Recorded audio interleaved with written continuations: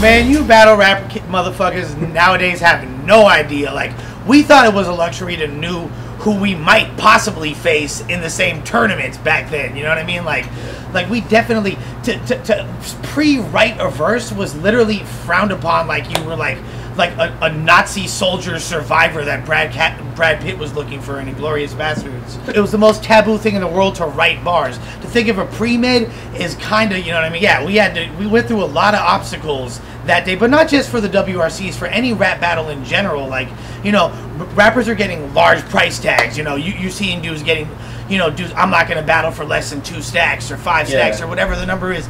Back then, us as the battle MCs who pretty much had, you know, now battle rappers are looked at on a higher level, but we, as far as the industry standard, but we were still looked at the peak lyricists in hip-hop. Battle rap has always been that.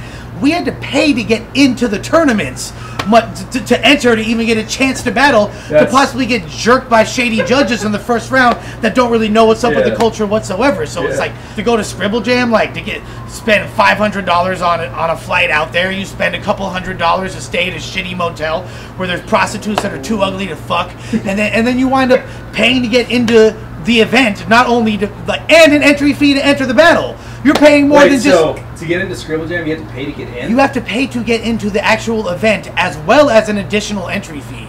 Wow, I didn't know that. Yeah. That's crazy. Yeah, and this goes back, and there's prelims before that. You have to pay, like, so it's like, so dudes aren't just given, you know what I mean? Like, maybe the very top dudes, maybe if you're Rhymefest at that time, or Juice, you know what I mean? But literally everyone, Thesaurus, Iron Solomon, everybody is paying to enter these battles, you know what I mean? We had to walk 55 miles in the snow. People don't know what they had, and with the WRC that day, we battled 5 different other teams twice, and we were completely fatigued. Of course, really at the end of the day, someone that's an organizer, that's behind the scenes, who's really trying to test the skill and see who the best MC is, and I know, because I've spoken to Harry from Jump Off from several times, what his intention was with that, because, you know, he had 50 racks to spend, you know, on some shady corporate money, just to see who won that battle, right?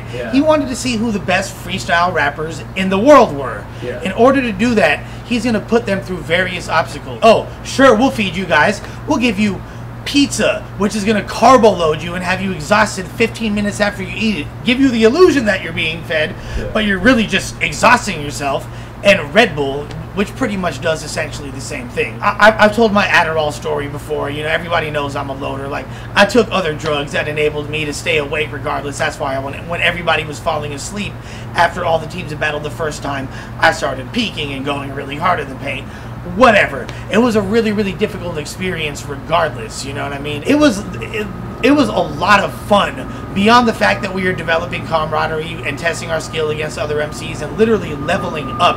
It's like going to karate school with Miyagi every day. You're gonna wax on, wax off in this bitch. We got really, really nice at what we did. We developed our skills to a large extent, but we had never had so much attention. Like I said, this is similar. This is at the same time that YouTube's blowing up. There was an entire dedicated forum online to people talking about this. Punchlines of the week. There was review shows. During the event itself, it wasn't that much fun, but all the fanfare that happened afterwards was the perfect opportunity for an MC to help build his reputation. And a lot of us at that time, we were like really trying to make it as rappers, not just battle rappers. There wasn't necessarily a lane for battle rappers yet, so it was like, we're gonna sell an extra 5,000 copies of our mixtape as a result of this. I was literally waking up every morning, kicking my bitch out the bed, because the computer's on her side of the bed, you know, so like, I get closer to the computer, turn that shit on, and I'd watch every single battle that Jump Off was releasing. Jump Off not being quick on the ball and deciding they wanted to do a 2008 Jump Off WRC, it was out of that fact, and the fact that Fight Club had got canceled by MTV, and then Smack wasn't producing any more DVDs, it was the perfect storm for a new battle league to come out. And from that whole experience, Grind Time was birthed. You know, King of the Dot was doing their thing in Canada, the Element League's out in Nova Scotia. Who was first? You know, at the end of the day, like, the Elements League was the first league that we all saw. It was in Nova Scotia. And you got to give credit where credit's due. Them fools beat everybody to the punch. Did I feel like it was something that was going to be big or a good idea or sustainable? Absolutely not. I thought at the time, see, the Elements League was so quick on the draw. I did think Pat Stay was going to be a star instantly as soon as I saw him. He was incredible. Yeah. He blew all of our minds, Paz. But what I did realize with the Elements League was that, okay, we're killing time until the next WRC, because they did it so early. It was like while the WRC was still cracking, so I didn't even realize that there was going to be this huge gap in time before somebody was mass producing battle rap content for YouTube. You know, we were all just still doing our thing in the meantime.